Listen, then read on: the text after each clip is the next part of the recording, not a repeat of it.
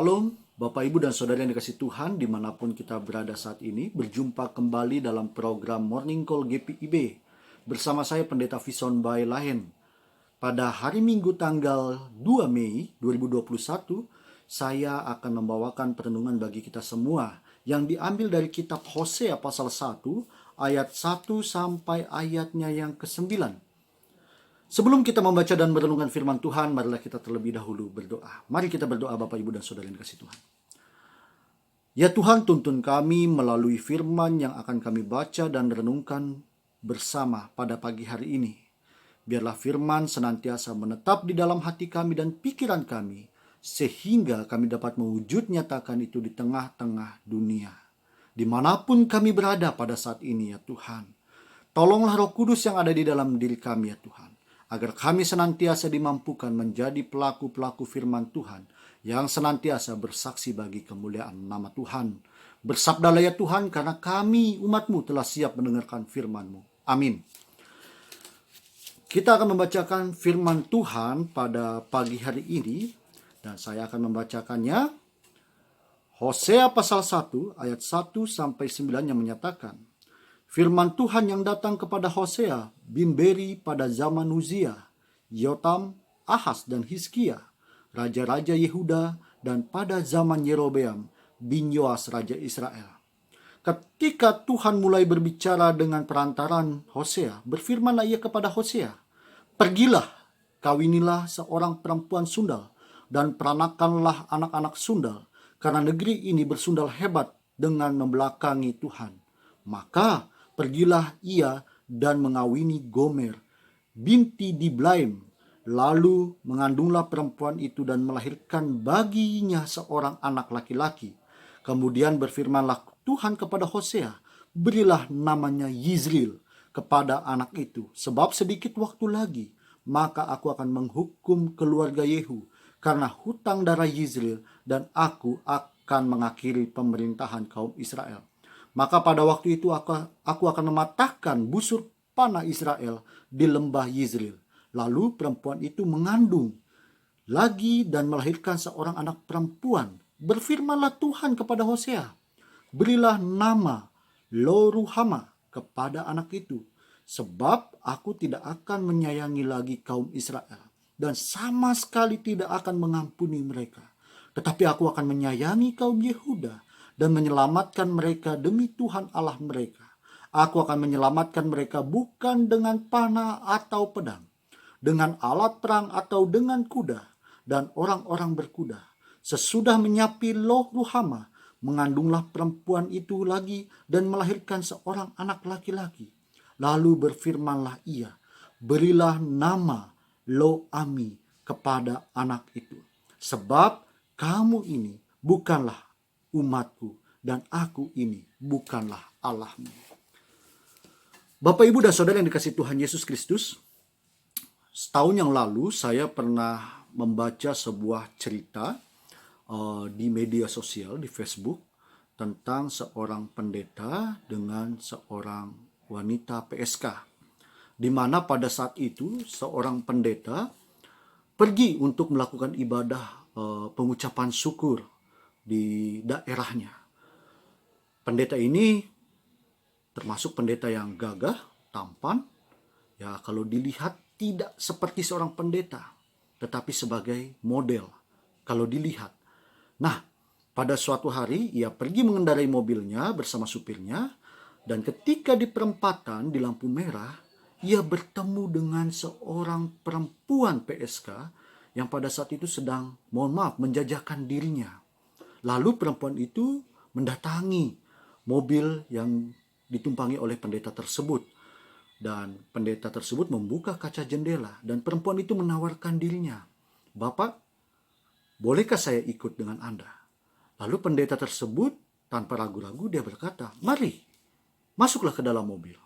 Lalu dengan genitnya perempuan itu duduk di sebelah pendeta tersebut. Dan perempuan itu bertanya kepada pendeta, Bapak mau bawa saya kemana? Lalu pendeta itu berkata, Nyonya, saya akan membawa Anda ke dalam sebuah ibadah pengucapan syukur. Lalu pendeta tersebut memakai jas dan kolornya. Dan alangkah kagetnya wanita tersebut. Dan dia berkata, mohon ampun Pak Pendeta, saya tidak tahu kalau Anda adalah Pak Pendeta. Kalau gitu saya turun di sini saja Pak Pendeta. Lalu Pak Pendeta itu mengatakan, loh ngapain turun? Ikut saja, bukannyakah tadi kamu mau ikut denganku? Lalu wanita tersebut bilang, saya malu. Saya tidak layak untuk berada di ibadah pengucapan syukur itu. Lalu pendeta itu berkata begini, kok bisa di jalanan engkau tidak malu, tetapi mengikuti ibadah engkau malu? Lalu perempuan tersebut terdiam dan akhirnya tetap ikut pendeta tersebut menuju ibadah pengucapan syukur. Lalu perempuan itu berkata begini, mohon maaf Pak Pendeta, saya tidak punya pakaian yang pantas. Lalu pendeta tersebut berkata, tenang saja, di sana ada ibu-ibu dan saya akan bisa meminjamkan pakaian untuk kamu.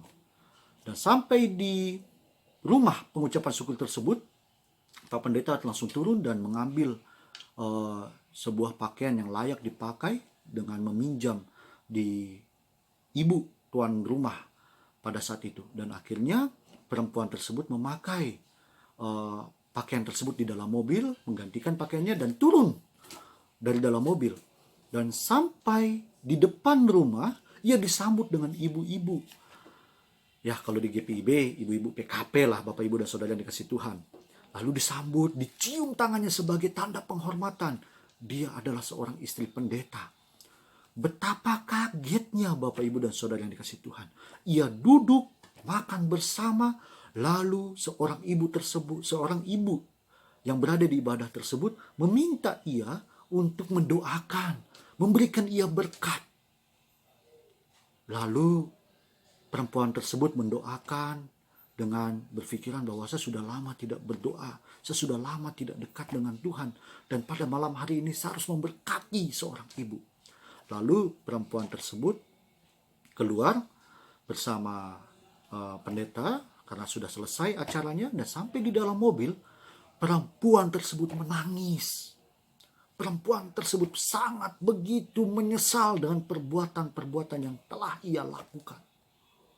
Yang selama hidupnya ia jauh dari Tuhan dan melakukan apa yang sesuai dengan yang dia mau.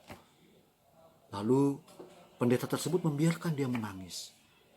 Dan wanita tersebut mengatakan, apakah terlambat untuk saya bertobat? Dan pendeta berkata, tidak ada kata terlambat untuk kamu bertobat. Apa yang dapat kita pelajari dari cerita yang saya sampaikan tadi Bapak Ibu dan Saudara yang dikasih Tuhan? Bahwa banyak cara Tuhan untuk membawa kita ke dalam sebuah perubahan menuju pertobatan. Karena manusia begitu sangat rentan terhadap dosa-dosa. Dan Tuhan sangat memaklumi itu. Tetapi Tuhan ingin supaya anak-anaknya datang kepada Ia, bertobat, melakukan segala apa yang Tuhan perintahkan. Hal ini juga serupa dengan cerita bangsa Israel di zaman Nabi Hosea, di mana Nabi Hosea diminta untuk mengawini seorang perempuan, mohon maaf, PSK, untuk menegur bangsa Israel. Apa yang dilakukan Hosea? Bapak Ibu dan Saudara yang dikasih Tuhan, ia tetap mematuhi apa yang Tuhan perintahkan. Karena ia adalah seorang yang taat. Hosea memahami maksud hati Allah dan ia menurut karena dia tahu bahwa hidupnya akan dipakai untuk menegur dan menyelamatkan bangsanya. Dia menurut dan dia taat. Tidak banyak protes Bapak Ibu dan Saudara yang dikasih Tuhan. Bisa bayangkan pedihnya perasaan Allah ketika dia mesti meminta Hosea menikahi seorang perempuan, mohon maaf, sundal. Sebagai Allah penuh kasih, pasti Allah ingin memberikan yang terbaik bagi Hosea. Hosea tidak banyak bantah, dia tidak tawar-menawar, dia lakukan apa yang Tuhan perintahkan. Dia mengawini seorang perempuan bernama Gomer. Dan kita lihat Bapak Ibu dan Saudara yang dikasihi Tuhan, ayat keempat sampai ayatnya yang ke-8, di mana Allah berfirman kepada Hosea untuk menamai masing-masing anaknya sebagai bentuk peringatan kepada bangsa Israel. Yang menjadi pertanyaan, mengapa pernikahan yang dipakai Allah untuk menegur bangsa Israel? Pernikahan adalah sebuah hubungan yang kudus. Ada ikatan perjanjian yang kuat antara dua orang yang bersepakat menikah. Ikatan dan komitmen yang tidak bisa dipisahkan begitu saja. Seorang istri Israel pada zaman itu, Bapak Ibu dan Saudara yang dikasihi Tuhan, apabila ia berselingkuh bisa dihukum mati. Nah, sayangnya dalam kisah Hosea dengan menikahi seorang perempuan sundal, itu menggambarkan Allah sebagai mempelai laki-laki, bangsa Israel sebagai mempelai perempuan yang melakukan dosa, yang hidupnya tidak seturut dengan kehendak Tuhan, yang tidak menggambarkan ikatan yang murni dalam hubungan antara manusia dengan Tuhan, antara bangsa Israel dengan Tuhan. Maka Allah menegur bangsa Israel dan memperingatkan bangsa Israel melalui pernikahan Hosea dengan Gomer, dan mengingatkan kembali dengan anak-anak yang diberikan nama oleh Allah kepada Hosea. Anak pertama yaitu bernama Yizril, untuk mengingatkan dosa Israel. Bahwa ayat yang keempat, beri nama Yizril kepada anak itu, sebab sedikit waktu lagi maka aku akan menghukum keluarga Yehu karena hutang darah Yizril, dan aku akan mengakhiri pemerintahan kaum Israel. Bapak, Ibu, dan Saudara yang dikasihi Tuhan, Tuhan tidak berkompromi dengan dosa. Ketika bangsa Israel tidak patuh, tidak kembali kepada Tuhan, Tuhan akan memberikan hukuman. Tuhan itu penuh kasih. Tuhan itu belas kasih kepada umat-umatnya. Ia selalu memberikan waktu kepada bangsanya, kepada umatnya, supaya mereka bertobat, supaya mereka datang kembali kepada Tuhan. Apa yang dilakukan bangsa Israel? Mereka masih tetap hidup begitu-begitu saja, tidak mengandalkan Tuhan, membuat patung-patung berhala, lalu membuat diri mereka sebagai berhala, sehingga Tuhan memberikan hukuman bagi mereka melalui peringatan anak pertama bernama Yizril. Lalu anak yang kedua bernama Lo-ruhama, aku tidak lagi mengasihi engkau. Kalimat ini, Bapak, Ibu, dan Saudara yang dikasihi Tuhan, sangat tegas, sangat keras dan jelas. Tuhan akan tidak mengasihi kita lagi kalau kita hidup tidak seturut dengan apa yang diperintahkan Tuhan. Seringkali manusia berimprovisasi, Bapak, Ibu, dan Saudara yang dikasihi Tuhan. Tuhan suruh A, kita lakukan yang B. Lalu ketika plan B yang kita lakukan menimbulkan masalah, lalu kita menyalahkan Tuhan. Seolah-olah Tuhan tidak berbuat sesuatu kepada kita. Tuhan katakan, loh, saya suruh lakukan A, kenapa kamu lakukan yang B? Lalu kita menyalahkan Tuhan. Ini, Bapak, Ibu, dan Saudara yang dikasihi Tuhan, kita sudah kehilangan akal sehat. Kalau kita melakukan yang apa yang menjadi seturut kehendak kita atau maunya kita, ya risiko ditanggung penumpang, Bapak, Ibu, dan Saudara yang dikasihi Tuhan. Jangan kita sibuk menyalahkan Tuhan. Jangan kita sibuk menyalahkan sesama. Anak yang ketiga bernama Lo-ami, engkau bukan milikku lagi. Nah, karena dosa yang dilakukan oleh bangsa Israel, ibaratnya dosa perselingkuhan yang dilakukan oleh Israel, yang tidak lagi menyembah kepada Allah, yang menduakan Allah, Tuhan katakan melalui anaknya Hosea bernama Lo-ami, artinya engkau bukan milikku lagi. Artinya bahwa bangsa Israel milik ilah-ilah lain. Dan Tuhan melepaskan bangsa Israel kalau bangsa Israel tidak bertobat. Tuhan mau mengajak kita dalam pembacaan firman Tuhan hari ini, mau menyadarkan kita betapa pentingnya hubungan kita yang dekat dengan Tuhan. Karena manusia itu rentan, terbatas, selalu mengikuti apa yang maunya mereka, maunya kita sendiri. Kalau Bapak Ibu baca di ayat berikutnya atau di pasal-pasal berikutnya, bagaimana Gomer berselingkuh dan mengkhianati ikatan perkawinan dari Hosea. Tetapi Hosea tetap memaafkan, tetap menerima Gomer kembali. Nah, inilah Bapak Ibu dan Saudara yang dikasihi Tuhan.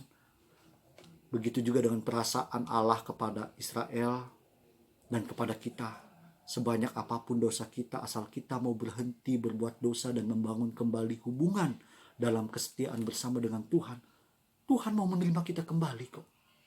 Tuhan mau memaafkan kita. Buktinya, kita masih hidup seperti ini saja, Tuhan masih memberkati kita. Masih mau menguatkan kita, menegur kita, membawa kita kembali ke dalam pelukannya. Yang menjadi pertanyaan, maukah kita sebagai manusia yang rentan ini untuk menyerahkan diri kita kepada Tuhan? Atau kita masih hidup dalam zona nyaman, hidup dengan hal-hal yang bersifat duniawi? Mari Bapak Ibu dan Saudara yang dikasihi Tuhan, dalam perenungan melalui kitab Hosea, kita harus kembali kepada Tuhan. Andalkan Tuhan di dalam setiap gumul juang Bapak Ibu dan Saudara yang dikasihi Tuhan. Jangan khawatir, jangan banyak mengeluh. Ikuti apa yang Hosea lakukan. Ketika Hosea diperintahkan, ia lakukan. Seperti Bapak Ibu dan Saudara yang dikasihi Tuhan, di sebuah angkatan militer tidak ada kata tapi. Mereka selalu bilang, siap, laksanakan. Tidak ada berbantah, tapi komandan, tapi senior, tidak. Siap, dia lakukan. Suka gak suka, dia lakukan. Dengan hati yang kuat, dengan hati yang ikhlas, dengan tulus, mereka melakukan. Begitu juga dengan kita. Beriman kepada Kristus, kita lihat Tuhan sudah banyak berbuat baik kepada kita, menyelamatkan kita dari dosa, membawa kita kepada ke jalan yang benar untuk diselamatkan. Maukah kita terus berpegang teguh akan kepada perintah yang Tuhan berikan dalam hidup kita? Mari Bapak Ibu dan Saudara yang dikasihi Tuhan, serahkan hidup kita sepenuhnya. Jangan kita melepaskan ikatan yang sudah Tuhan rajut dalam hidup kita, yang sudah sedemikian indah dalam setiap proses perjalanan hidup kita, dimanapun kita berada. Kalau kita berbuat salah di hadapan Tuhan, di hadapan sesama, jangan sungkan untuk meminta maaf. Jangan sungkan untuk mengaku salah kepada sesama. Banyak sekali manusia saat ini atau kita selalu sibuk mencari kesalahan orang lain tanpa memandang diri kita sendiri. Kita sibuk menghakimi sesama kita. Gereja bukan lagi tempat orang untuk saling menguatkan, tetapi untuk saling menghakimi. Sebagai meja hijau dalam persekutuan kita, kita hanya sibuk melihat kesalahan-kesalahan orang lain. Jemaat, pendeta, presbiter, diaken, dan penatua, kita hanya sibuk menghakimi akan menjadi kekurangan mereka. Khotbah mereka tidak bagus, tidak teologis, tidak aplikatif. Lalu kita menyerang pribadi mereka tanpa melihat bahwa saya juga rentan dengan dosa. Apa yang dikatakan firman Tuhan? Mengapa engkau melihat di selumbar di mata saudaramu, tetapi balok di hadapan engkau tidak lihat? Firman Tuhan mengajak kepada kita semua, jangan melihat dari sesuatu yang hina, tetapi bagaimana yang hina ini dipakai Tuhan menjadi karya yang indah dalam kehidupan kita semua. Perempuan sundal di dalam kitab Hosea, yaitu Gomer, dipakai Tuhan untuk menegur bangsa Israel. Begitu juga dengan kita semua. Kita dipakai Tuhan untuk memberitakan berita keselamatan, berita sukacita. Didiklah anak-anak kita.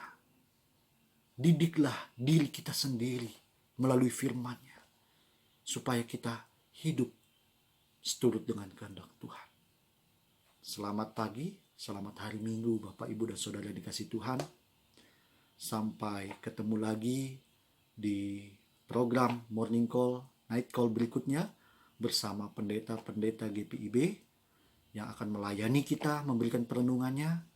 Tetap semangat dan tetap beribadah kepada Tuhan, tetap melakukan apa yang Tuhan perintahkan, sehingga nama Tuhan dimuliakan.